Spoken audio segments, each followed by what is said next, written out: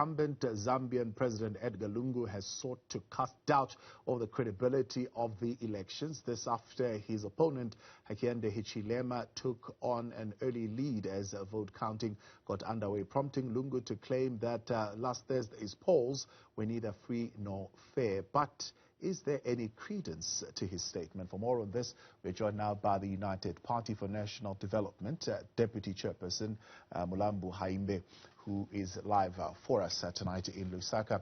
Mulambo, good to have you with us once again tonight. Of course, we were talking last week, the question was, were you hopeful of victory? And it seems that victory is quite closer than we had thought initially.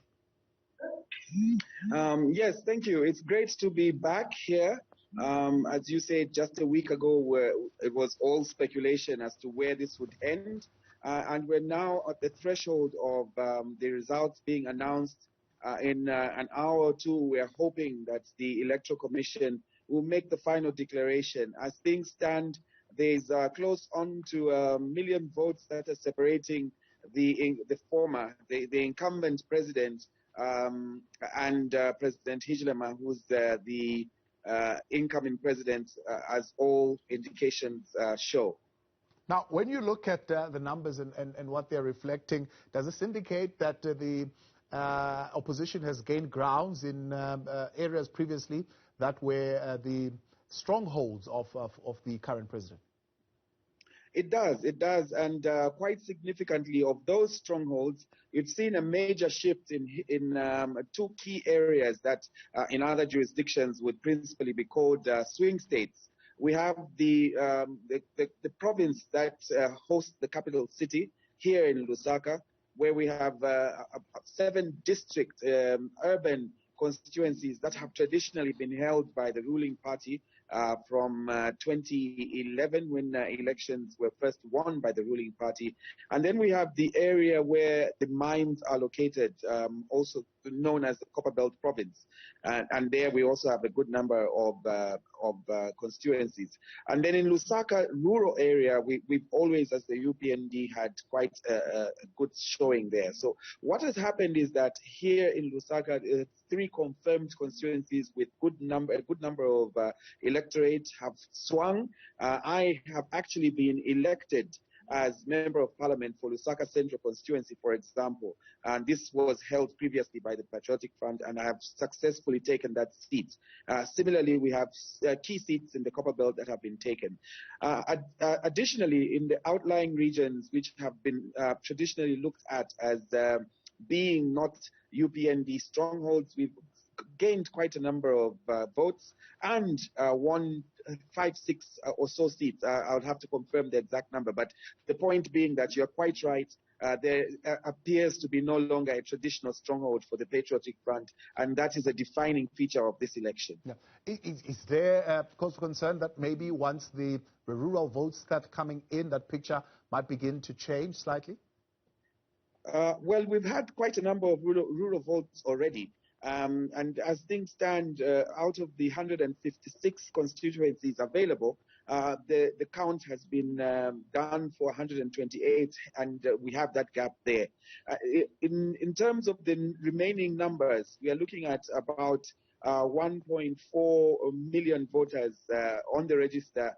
And so even if we had 100% turnout and all of the people that are left to be counted were to vote hypothetically for President Lungu, that would still leave a significant number of votes for him to be able to overtake President Hichilema. So it's all but done. We just await the announcement. We've been waiting for the last couple of hours. I'm sitting in the results center as we speak, and we can say the country is basically sitting with bated breath, if I may use that expression. Yeah. But just like we saw in the United States election, the incumbent saying this election was unfair. Is there any veracity to these claims? No, absolutely none. And it's interesting that that statement would be made that way. It seems that it's for political expedience. It seems that there is a an intention of seeking to nullify the vote in these areas that are alleged to be affected. But very importantly, the allegation is such that the incumbent says that their electoral agents were not allowed to sit in certain polling stations. But the law as created by this very government in 2016 is clear that where an electoral agent is not present, as long as the ECZ, the Electoral Commission, has verified results and has signed on results, those are official. So really, even assuming, which is not the case, that the allegations are true, that has no bearing ultimately on the outcome of the election, provided the Electoral Commission of Zambia certifies and verifies the election as having been free, fair, and credible, then the election stands. And in any event, it doesn't help anybody for such an allegation to be made in the court of public opinion, because there are clear provisions of the law as to what ought to be done, and that is to file an appropriate petition before the courts of law challenging, specifically the constitutional courts challenging the election, and then there are specific thresholds and that have to be met in that respect. So it's self-serving. It doesn't help anybody for the president to make that pronouncement. Yeah.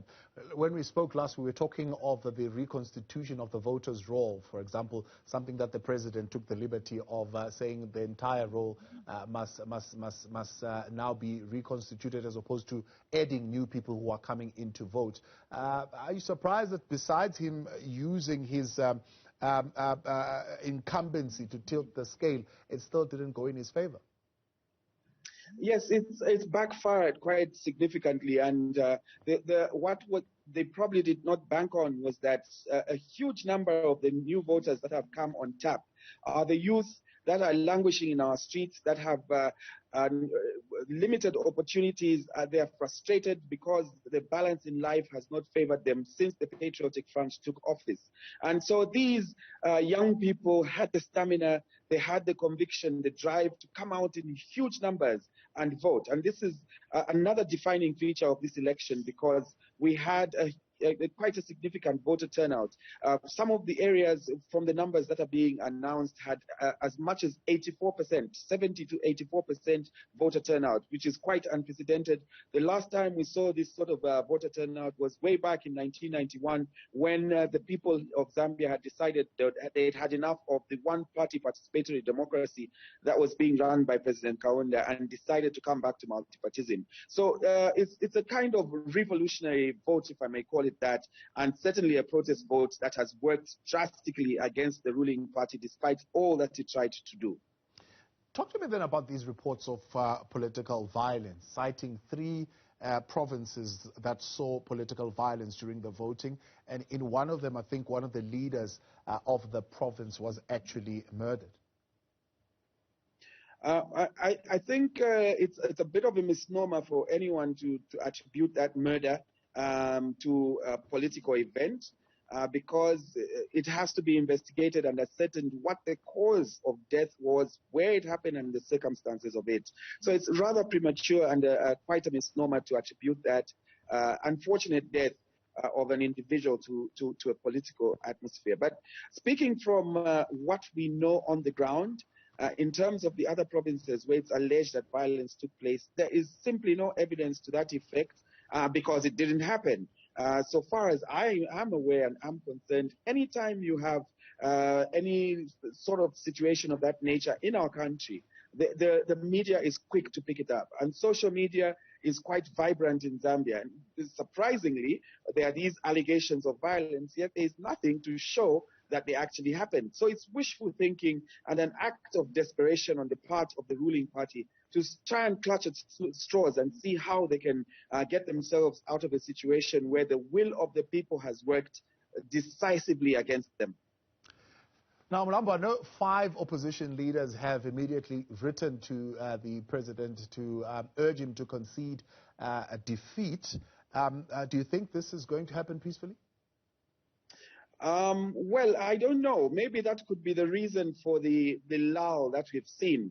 I think I'm aware that a number of envoys have been sent to ask His Excellency to do the decent thing.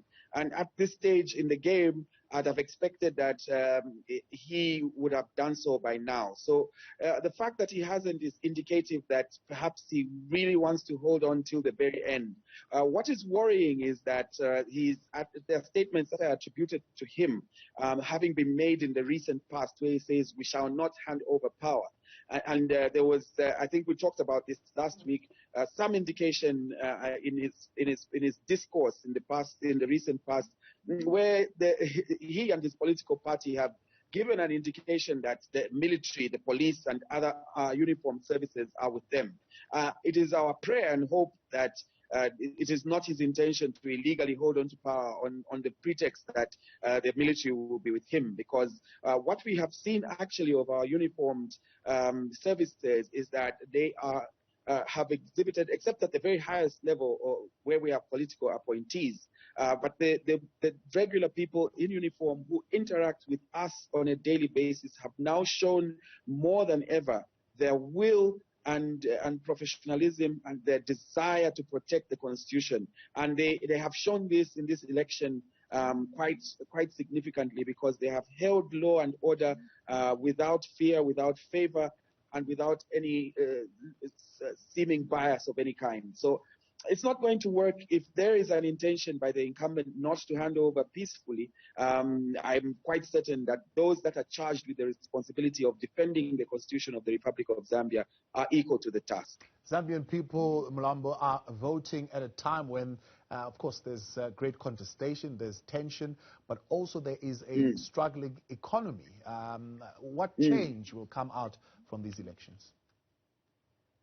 The change that will come out is, I think I did mention again previously during our last interaction, that we'll have a decisive, discerning government that will set priorities correctly. And it comes from the driving force behind our seeking election. And really that is to service. Our country is at a point where we have all the wealth that we could possibly tap into, but we're not using it.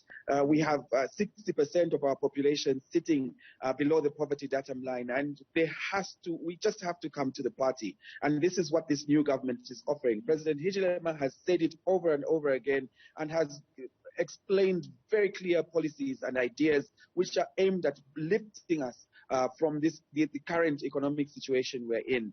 And to put it differently, there is no other hope, and perhaps that's why we have this huge voter turnout. And we want to turn around the economy and work for the benefit of the majority of the people of Zambia. Mulamba, appreciate your time. Thanks for joining us. Of course, we'll wait a couple of more hours and maybe we'll give you a shout and congratulate you on your win once those results are announced. So, Mulamba Hakainde, appreciate you speaking to us. Thank you for having me. Right, she's speaking to us there from Zambia's capital in Lusaka. We continue.